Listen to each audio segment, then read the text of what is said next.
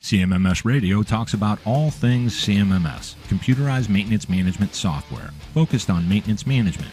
It's the people, the process, and the culture that make your CMMS journey a success. All right, welcome back to CMMS Radio. We are at Mainstream UK Summit. This is the inaugural event, and we're here with Christer Idhammar. And if you don't know this man, he's been in the industry for quite some time. We would say 65 years. It's an interesting backstory, and I say interesting because you can learn from this man because he's been there from the beginning and built his knowledge, his breadth of understanding by starting with the basics, becoming an engineer, being in shipyards, knowing the real fundamental basics that matter, and he also can put it all together when it comes to this concept, if I may, Christer, of from aqueducts to AI and why the basics will always matter. So welcome to CMMS Radio and Mainstream UK. It's a pleasure. Thank you. So I know you just came off the stage and I was busy here so I couldn't watch you speak, but I knew a little bit about what you were going to talk about. And what I was hoping today is that you could just give us a synopsis of why in 65 years, if not 1980 years, none of the basics have really changed. It's just our approach, or sometimes our lack of approach, to how to apply those basics. Yeah. How does that unfold for you? Well, you know, when you say the basics, of course, I talk about the basics, how to manage reliability and maintenance. It hasn't really changed. And it really struck me when I found on internet, I Googled maintenance of aqueducts. And the story there was that the emperor in Rome at that time was very, very concerned because there was a lack of water in Rome. And that could cause a revolution. And the option was to say, okay, we have to build another or several aqueducts, but that would take a very long time, right? So he assigned a person, 60 or something, right? Don't remember the name, to look into this. And this guy said, no, I have to look at how we maintain the aqueducts. And as a conclusion of that, he basically said we need to go out there and inspect all of them and see where we have leakage. Then we need to plan, that means prepare what to do about the leakage. Then we have to schedule how to do that. And then we need to find out how we can improve. And they even built in maintainability in the design.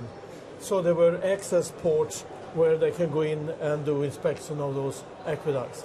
And that concept from just inspecting to plan, schedule and execute is still there. It's still the core of good maintenance management. Even if we leverage technology, which is great if used properly, but it should meet with those basic fundamentals, and that's where sometimes it's presented as magic, and it's really not, and we bring in, do you think we sometimes bring in technology like CMMS or condition monitoring, but we haven't got the basics, so now we're making efficient an ineffective process? Yeah. I mean, if you bring in, you say CMMS, I mean, we developed the first computerized maintenance management system 1968 and had it up running, right? And it's still on the market with my name on it, but I have nothing to do with it. But here in UK, it's the Idhammar system. And of course, it's different today than it was at that time. Of course. But anyway, then that was a new technology. And I remember how people were opposed to it, and we discussed this is going to be manual or computers, but that's a long story, right? Right. But anyway, when it comes to implementing CMMS, you need to set the processes right first, and then you bring your computer system in. Not the opposite. Here's a computer system, follow that.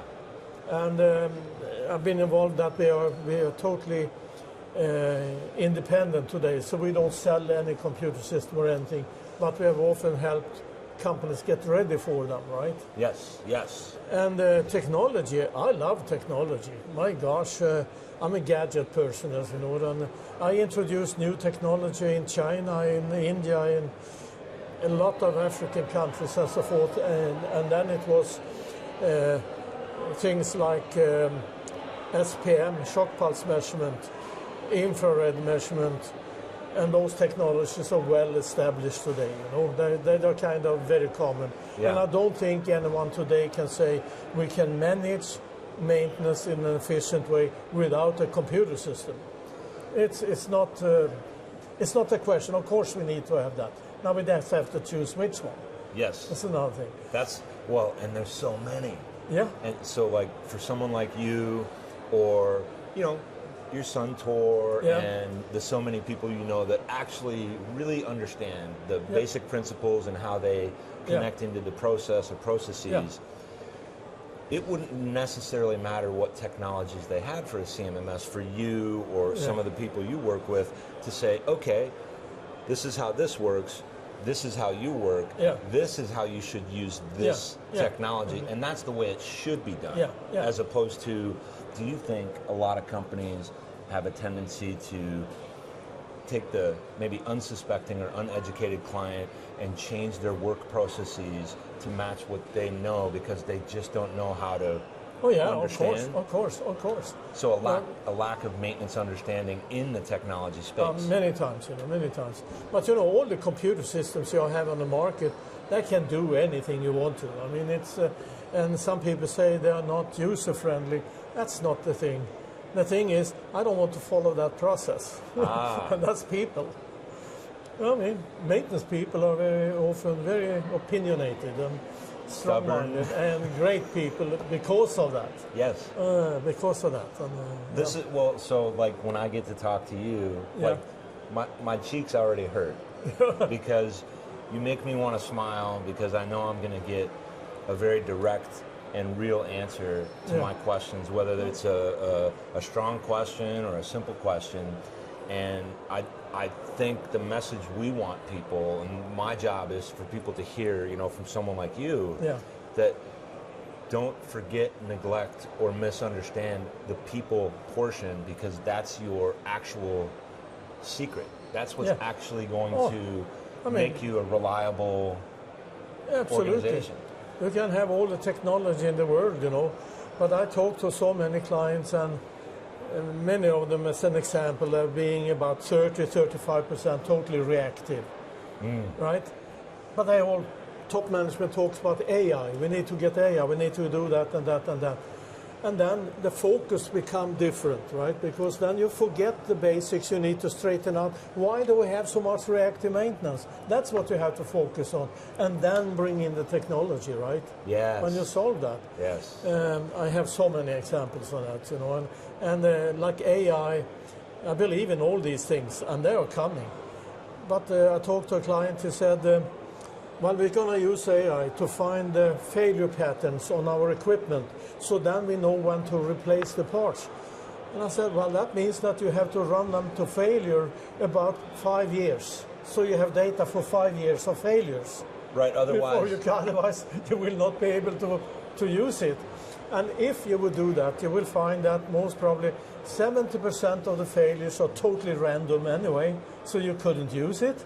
And the other 30%, most probably your people, talk to them, and they will know that the life of that chain or whatever it might be, it is about 3 years. We know that. And is that because you have to have enough data? Yes. To make an appropriate prediction? Absolutely. And then you need even more data to make an accurate prediction. Yeah. And then of course you have to automate the collection of data, because you can't trust people to give you all that data. And that's what you can do today, right? Yes. And then it becomes more reliable. But Do you think, so right now, random question, with AI, is there something that just pops to your mind that here's a really good use of AI that I'm seeing right now in the maintenance world? Yeah, if that would be included in AI or not, I'm not sure. But for example, to make the suppliers or the builders of machines to have a digital twin which is basically a digital bill of material, right? So you can see the machine, you see every part of it, you can understand, and how do I repair it, and repair instructions. And I mean, you can have someone sitting in London who's a specialist, and the problem is in Australia, And they pull it then up. you just look and you have a pair of glasses and so forth. Of course, that technology is fantastic, and that's in use. Yeah. That is to train people, right? And that will be more and more and more in demand, because how do you get the next generation into maintenance? And here we are, Yeah. where we're all concerned. Yeah, One of the reasons I like to do this, especially with you, yeah, is this moment has value to someone who sees it that hasn't heard it before, or that hears it and says, yep, I knew that, but I love hearing it again, because little by little it goes away. yeah, yeah. And with too much technology, and the younger generation and the phones, and they don't want to do some of the basics because they don't know, No. and then it starts we lose it. Do you believe the value and importance of collecting, gathering, and curating, protecting tribal knowledge is even more critical now than ever before? Yes, it is. Absolutely. Because many organizations have abandoned, for example, apprentice programs, which was a great way to getting in, right, and learning. Yes. And I think also that you have to collect all that data, because they will need it. They will need it when they get into this world of maintenance, right?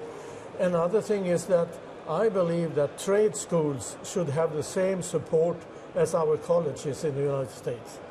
And because to become a plumber, an electrician, a mechanic, that's a very good job.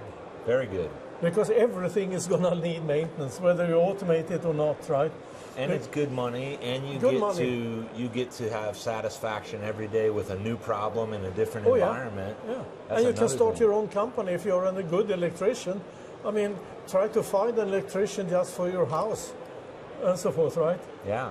Well, and if you can find the good one, Yeah, a good one. you're happy to pay, Yeah, and they Because- charge pretty good.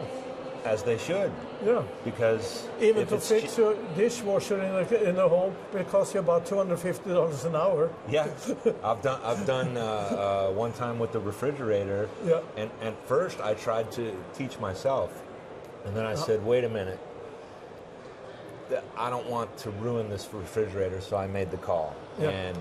But I tried, and I think what you said about the trade schools, the apprenticeships, I'm confident that you agree with. I think I've heard you say it before. We need shop classes back in not only high school, but maybe middle school. Oh, yes. We need parents to understand that, I take like a big picture approach, and I say to people, well, what if something happens? This thing we're all worried will maybe happen someday. Yeah. Who are we going to need? Skilled tradespeople. Yeah, I know. They know how to problem solve. Yeah. They know how to fix, build, fabricate. Yeah. They know how to not, like, they're unafraid if they don't understand something, they'll dig in. Yes. And it's priceless. So one last thing. I want to make sure, because I know you have to see a lot of people. Yeah. What about mainstream overall? You've said it before, you've said it on my podcast, why it's such a great event, and why was it so important that they finally came to UK? Well, when they came to UK, I guess it's because they want to expand, right? So that's pretty, and of course it's easy for them. It's almost the same language as Australia and New Zealand. Yeah. But also, as I said before, why I have been involved for so many years. You should have seen the morning here when they started it, how professional it is. I mean, just the screens, the music, how they introduce the speakers, and many other things. And before that, I think Steve said they spent 18 months to produce this event. Correct. And they do it in detail. And I think Steve even went to 4 cities here in the UK and had pub evenings, right? That's Just true. to talk to people, and by listening to people and saying what are your issues, and then they put the program together. based on research, based on feedback. Really feedback, and wide open to bring in what I believe are the best speakers or the best subjects, right? Well, Christer Idhammar, IDCON, a real icon and a GOAT, and someone that I always appreciate getting time with. Thank you. Thank you for being with me on CMMS Radio, and I'll see you around the conference today. You will. Okay, have a good one. Thank you, Bye, sir. Greg.